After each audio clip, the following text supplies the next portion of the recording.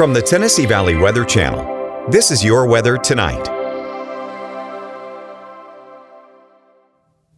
Flood watch remains in effect across all of our southern Middle Tennessee counties until 7 through tomorrow morning, with more watches likely to come here over the next several hours. The reason being, we're starting to increase those severe chances like we talked about over the last couple of hours in the Tennessee Valley. Level 3 out of 5 risk continues for all of the Tennessee Valley here. This goes through tomorrow morning, and well, let's discuss those threats. Let's see what we have in store. First things first, yes, there is a tornado threat, and one or two of those might be on the stronger side, so we need to keep a very close eye on that. High wind, we're talking damaging winds, 60 to 75 miles an hour possible in those same stronger cells, with hail also in those cells up to $half size. That's pretty big.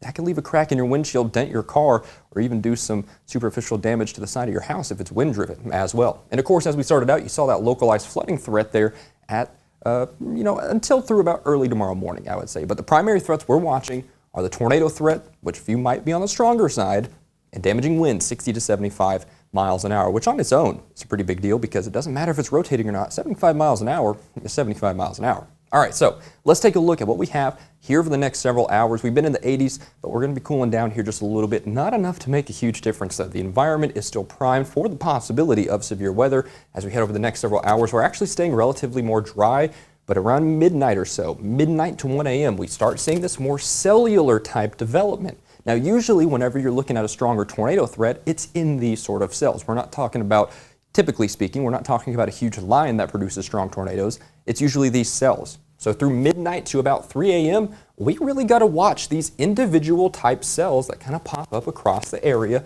for the possibility of tornadoes. Again, some of which might be on the stronger side. That's EF2 plus and the possibilities of damage that they could cause. Now, the main line starts moving through probably around 3, 4 in the morning, and that's going to move south and east with time here. And then by the time we're heading through about sunrise, we still have some fairly strong storms moving in across the area. This will be moving out through about 7, 8, 9 o'clock down to the southeast. So through the morning, we'll be shaping up a little bit better. But let's take a look at our safety plans. I'm going to step off here, let you read through this because it's a step-by-step process, right? First things first, you want to get those warnings.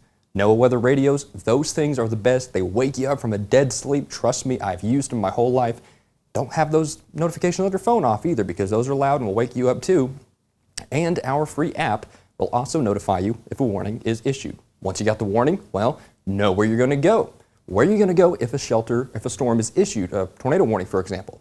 You're going to go to the lowest floor of your house, away from windows, preferably in an interior room, away from outside walls. Now, helmets for everyone. Once you're there, have a helmet on, have head protection, because protecting your head and neck from flying debris is the most surefire way to save your life if, unfortunately, a tornado does impact. Because, a little morbid though it is to discuss, that's the main way people die in tornadoes is injuries to the head and neck. And by the way, leave mobile homes. Pick out a sturdy structure to go ahead of time. We're talking a neighbor's house built on a site-built foundation, maybe the gas station down the street, that sort of thing. You don't want to be caught in a mobile home during a tornado. They're great for living, they're great for affordable living, not so much for severe weather. So get that planned out ahead of time and you'll be just fine.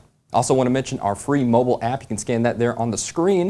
You got a radar there, you got the hourly and 7-day forecast, as well as warnings that can notify you on your phone and live streaming weather. So when we're live 24/7 and when the danger is happening, you can tune in right there from the app and see what we're talking about here. And of course, always our commitment is always going to be free. If you don't have a smartphone, maybe you got Roku, Fire TV, Apple TV, or YouTube, and it'll be there too. Again, 100% free, and of course on Facebook, as I know many of you tune in to us on. All right, so here's the overnight forecast. Again, we're going to watch this whole time frame for the possibility of some severe weather, tornadoes, maybe a few strong ones are possible there. And then again, it starts moving out through the morning, and I think the rest of the week looks a little bit better. Now, for Memorial Day itself, getting up to the mid to upper 80s, maybe a few garden variety type showers through the afternoon and evening, but a much better week in store after this little severe weather event we got going on here. So just stay with us. We'll keep you updated if any warnings are issued, no matter what time of day it is, no matter what time of year it is. We'll get through this just fine.